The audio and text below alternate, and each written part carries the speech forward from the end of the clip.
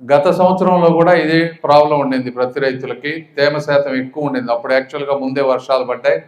ఆ రోజున సిసిఐ వాళ్ళని ఢిల్లీలో కాంటాక్ట్ చేసి ఇక్కడ ఉన్నటువంటి అధికారిని కూడా మార్పిచ్చి మరీ ఆ రోజున ప్రతి కొనిపించాం, చాలా ఎక్కువ.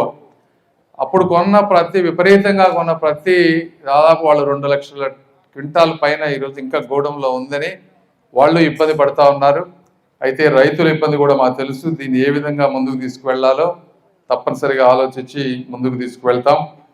అదేవిధంగా కౌలు రైతుల గురించి ఇందాక శ్రావణ్ కుమార్ గారు చెప్పారు. వారు ఎవరో పెద్దవారు నాయకులు వినిపించారు. యాక్చువల్గా ఇందులో చాలా ఇంపార్టెంట్ పాయింట్ ఇది. ఈ రోజున కౌలు రైతులు గ్రామాల్లో భూములు ఉన్నవాళ్ళు, వ్యవసాయం చేసేవాళ్ళు తక్కువ ఉన్నారు, కౌలు రైతులే ఎక్కువ ఉన్నారు. భూములు ఉన్నవాళ్ళు ఇప్పుడు ఈ పంట కౌలు రైతులు కార్డులు ఇవ్వాలంటే ఈ భూములు ఎక్కడ పోతాయన్న భయంతో ఇవ్వటం లేదు. సరే, మీకు అది చట్టం ప్రకారం తీసుకోలేరు వాళ్ళు, అయినా కొంతమందికి ఆ భయం ఉంది. ఓకే, మీ భయాన్ని అర్థం చేసుకోగలం. నేననేది ఏంటంటే, మీకు నిజంగా మనసు ఉంటే మీకు వచ్చిన 20,000 ఏదైతే అన్నదాత సుఖీభావంలో డబ్బులు వస్తాయో కనీసం అందులో కొంతన్నా కౌలు రైతులకి మీ చేతిలో ఉండే పని. ఎందుకంటే వాళ్ళు బాగుంటేనే మీరు బాగుంటారు. కౌలు రైతులు ఇబ్బంది పడితే మీకు కూడా కౌలు చేసేవాళ్ళు కూడా దొరకరు ముందు.